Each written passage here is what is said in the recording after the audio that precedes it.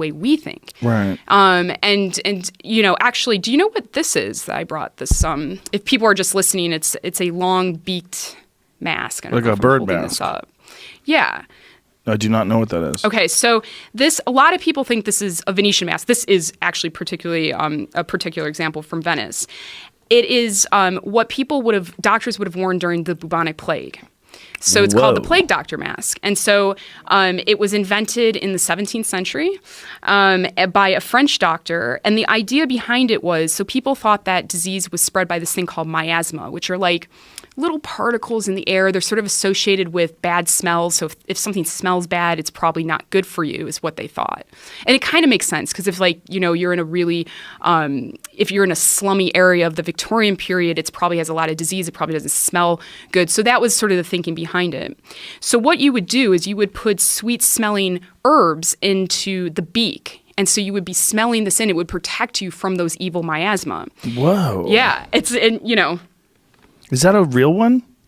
No, we don't actually have, I don't believe there's an example of a real one from the 17th century, but there's a lot of illustrations of the plague doctor. And he would have been wearing a hat, he would have been wearing a cape, leather gloves, like sort of just protecting himself. Oh, there you go. That's a real one? Authentic 16th century plague doctor mask preserved and on display at the, there you go, another one. German Museum of Medical History. But I question that because it was invented in the 17th century. So if it's real, it's going to be a little bit later. Interesting. But we don't know how much they were worn because they would have been expensive. A lot of doctors weren't very noble. So if the plague broke out, they got the hell out of there. There was sort of a phrase, go far and go long, get out and don't come back for a while. God. There wasn't much they could do for you. They had a stick as well that they would sort of poke the patient with so they wouldn't have to touch the patient and kind of have them turn over and they can, yes, you have the plague. There wasn't much they could do for you. We can cure the plague. They did not know what germs were. So they really didn't understand what the plague was. They had sort of a concept of contagion. So if you broke out with the plague, they would probably quarantine you in your house.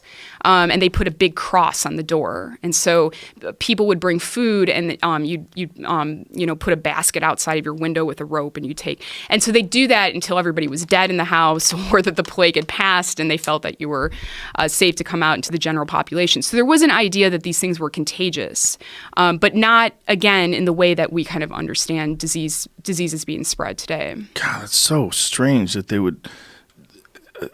you would not know what was going on. Like people would just start dying, and you'd be like, "What is? Is you would this think a curse?" that it was. Yeah, it could be God's curse. And people say, the plague mask is so terrifying. It is pretty creepy. Can I put it on? It's super creepy, but I always say that it's good luck. This is why I brought this across the Atlantic so Joe Rogan could wear the plague doctor mask.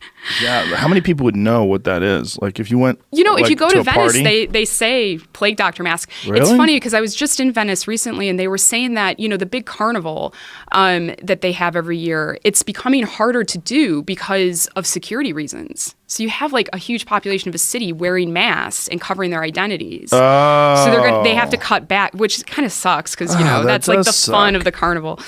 So now they're cutting back where you can wear them in public places and things like that.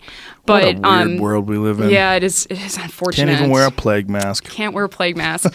I'm going to bring it back, though. I'm just going to be walking around in downtown LA with How would that attach to your face? Was it like straps or something? Yeah, there would have been straps or in that other example he was showing, it looked like it was sort of a full-on... Oh, there it goes. I mean, that looks so creepy. It's so creepy, but... Death. Today, we have the modern plague doctor. What do you think that would be? Yeah, the hazmat. Yeah, exactly. And so you think about the hazmat going into hot zones. That would be pretty scary if you didn't know what was going on. And certainly sort of ominous, when you see the hazmat.